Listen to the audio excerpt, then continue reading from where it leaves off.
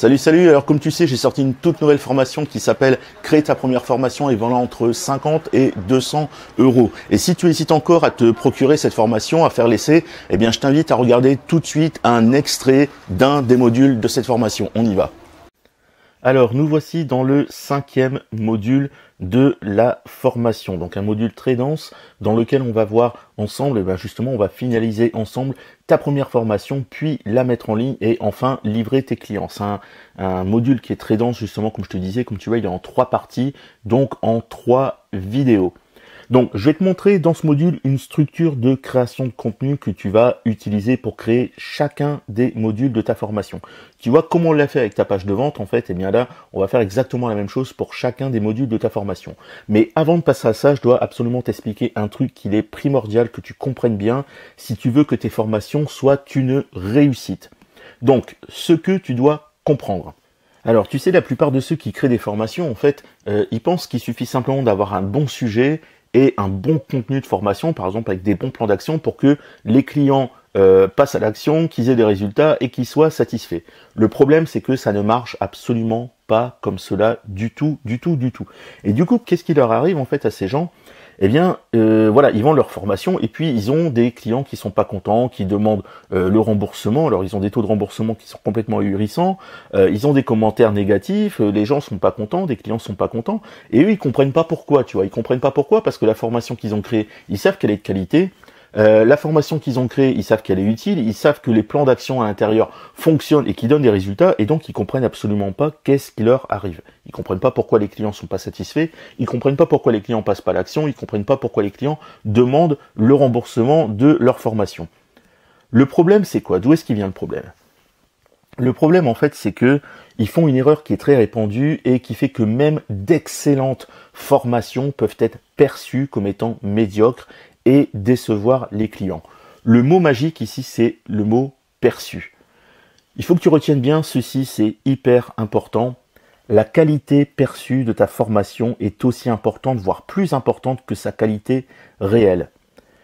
Tu peux créer la meilleure formation du monde, si les gens pensent qu'elle est nulle, alors ils n'essaieront même pas de la mettre en pratique. Et donc, qu'est-ce qui va se passer ? S'ils la mettent pas en pratique, ils n'auront pas de résultats, et ils n'auront pas de résultats, donc ils diront qu'ils ont acheté ta formation pour rien, et du coup, ils seront pas contents, et ils te demanderont remboursement.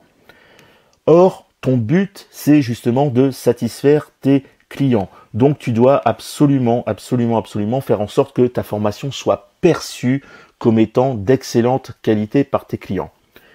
En d'autres mots, il faut vraiment que tu comprennes bien ça, mais une formation de qualité moyenne, mais qui est perçue comme étant de grande qualité, eh bien cette formation-là, elle va apporter plus de résultats qu'une formation de grande qualité, mais qui est perçue comme étant de qualité moyenne, voire médiocre. Pourquoi ? À cause d'un phénomène psychologique qu'on appelle l'effet placebo. Alors je vais t'expliquer 2 expériences de psychologie sur l'effet placebo et je vais t'expliquer ensuite quel est le lien justement avec ta formation. Alors première expérience, tu vas voir, moi je les trouve fascinantes ces 2 expériences-là. Alors première expérience, l'expérience du liquide vomitif et de son antidote. Alors en fait dans cette expérience, il y a des chercheurs qui ont demandé à des volontaires de boire un liquide vraiment bizarre en leur disant que ce liquide-là allait les faire vomir. Et bien, qu'est-ce qui s'est passé ? 80% des volontaires ont effectivement vomi après avoir bu ce liquide étrange. Et ensuite, les chercheurs leur ont donné en fait un antidote pour stopper les vomissements. Et effectivement, presque instantanément après, tous les participants se disaient sentir beaucoup mieux, ils n'avaient plus envie de vomir. Et c'est là que ça devient intéressant parce que le liquide étrange et l'antidote, ils étaient en fait sans effet tous les deux. C'était juste une sorte de substance bizarre qui était complètement inerte en fait et qui était colorée différemment. Mais aucun des deux, en fait, c'était exactement la même chose et ça n'avait pas d'effet du tout. Ça n'avait aucun effet. C'était sans effet. Et en fait, les participants, pourquoi ils ont vomi ? Ils ont vomi simplement parce qu'ils avaient la conviction que ce liquide allait les faire vomir. Et ils se sont sentis mieux pour les mêmes raisons. Ils se sont sentis mieux parce qu'on les avait convaincus qu'ils allaient se sentir mieux en buvant l'antidote. Tu comprends le truc ? Deuxième expérience, encore une fois sur l'effet placebo. C'est justement, tu vois, c'est ça justement qu'on appelle l'effet placebo. Il y a des médicaments comme ça, tu sais, il y a des médicaments où en fait ils sont sans effet, mais on les donne à des patients en leur disant qu'ils vont avoir tel effet et ça se passe effectivement comme ça. Il y a véritablement cet effet-là qui se passe. Pourquoi? Parce qu'ils sont persuadés que cet effet va avoir lieu et en fait c'est leur propre cerveau qui provoque cet effet-là, tu vois. Deuxième expérience. Donc elle a eu lieu en fait sur 3 groupes de patients qui avaient des problèmes aux genoux. En fait, il y avait des genoux très abîmés, ils devaient subir une opération. Donc les patients du premier groupe, ils ont subi une ablation des tissus endommagés. Ceux du second groupe, ils ont subi un curetage. Et ceux du troisième groupe, ils ont subi une opération fictive. C'est-à-dire qu'on les a endormis, on leur a fait croire qu'on les opérait, on leur a juste fait une petite cicatrice et c'est tout. En fait, ils n'ont pas subi d'opération du tout. Juste une petite cicatrice, c'est tout. Eh bien, résultat de ça, 2 ans plus tard, on constatait chez les patients du troisième groupe le même taux de guérison que chez les autres, alors qu'ils n'avaient subi aucune opération du tout. C'est ça justement qu'on appelle l'effet placebo. Alors, pourquoi je te raconte tout ça? Pourquoi je te raconte ces 2 histoires? Et c'est quoi le lien justement avec ton business?